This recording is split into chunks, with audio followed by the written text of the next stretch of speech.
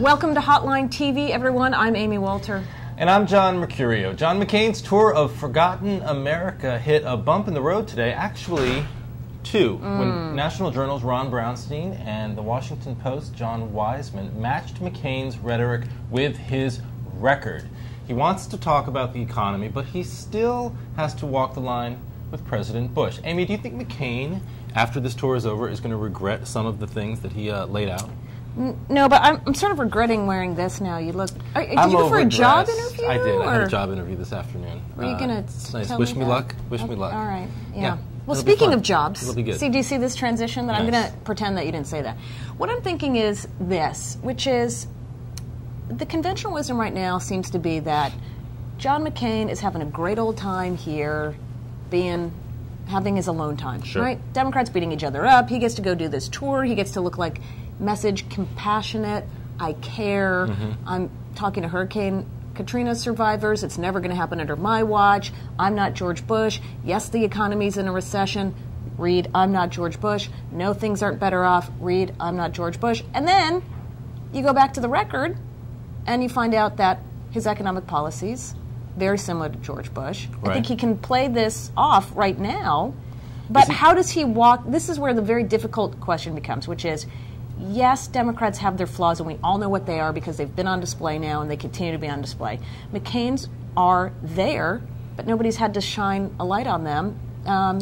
And what's going to happen when he does? But does that in some way work, again, to McCain's benefit? I mean, we've been saying for the past several weeks, yes, that he's been flying under the radar, but by doing something like this, by going to New Orleans, by distancing himself from President Bush without the high level of scrutiny, save, except for the analysis done by Wiseman and by Brownstein, without the high level of scrutiny, is he allowing the message to get out, that I'm not President Bush on the Iraq War, I'm not President Bush on global that's what he's hoping policy. that this is going to do, is that this image then trumps everything that he said and his record and everything until they match them up. What he's doing is actually pretty classic politics 101. He's defining himself before his opponent, because he doesn't frankly have an opponent right now, is able to define him. Clinton and Obama so busy defining each other, trying to win the Democratic race, that they have no money, frankly, or they have no time, and they also have no money to define McCain. So what he's doing is traveling to these places, making these sort of high-profile speeches, or low-profile in comparison they're pretty to what low-profile to what they're doing. Yeah. That define him or attempt to define him before he can be defined by the Democrats. Except that it also puts him on record, right? So here he is, you're in Youngstown, you're in Appalachia, what are you going to do about X? He makes a statement, that's now on the record. Now, we're not talking about it because we're still caught up in, who's bowling today or whatever story we're going to have to follow. We're going to have to watch Reverend Wright all weekend. But the fact is he's making statements. He's standing in front of shuttered down factories in Ohio. He's standing in the 9th Ward. Sure. Those things are going to find their way into campaign commercials. It's not going to happen today. It's not going to happen tomorrow. But the more that he goes out there and he's on this tour, the more opportunity he has to put himself in those situations where he gets painted as a flip-flopper or somebody who's trying to have it both ways. Well, I think, look, what else did you really expect him to do? I mean, you can't, he has to sort of embrace the he can't be, he can't just deny everything that he ran on in this campaign. I think to a large extent he's getting credit in these towns, in Youngstown and in New Orleans and other small towns that he's been to, for actually venturing there, for spending the time in New Orleans, for actually going where it took President Bush too long to get to after Hurricane Katrina, for speaking out against President Bush. Look, McCain still has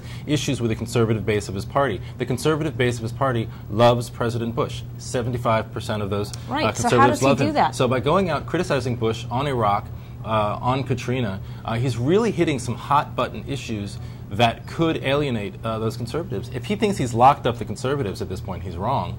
He is wrong. You're telling that. And by going out and criticizing Bush, he's not winning any more love from them. So he's just stuck. He is stuck, but he's stuck because he's waiting for he's waiting for there to be a Democratic opponent so that his real race can begin. But in the meantime, I think, frankly, he's doing everything he can to at least change, to at least define himself, the image, right? Before the definition can be made. Well, and it's true because people already are coming into this race thinking he is different, he is a maverick, he's not, and this may help him. I think, John, you just keep on doing what you're doing. You're doing a great job. Wow. So this endorsement, I think you have to say this message has been paid for by the John McCain for president? Yeah. Sure. Yeah, of course it was. Do that. I mean, I got my check this morning. That's why you have the nice... Yeah, I'm going to work. That's what the interview is for. Knew it. Yeah, with Rick Davis this afternoon. I'll be there around 3 o'clock. All right. Well, that's what we have for you this Friday. But we'll see you all, including you, Rick, on Monday, right back here on Hotline TV. You better be here. Oh, I'll be here.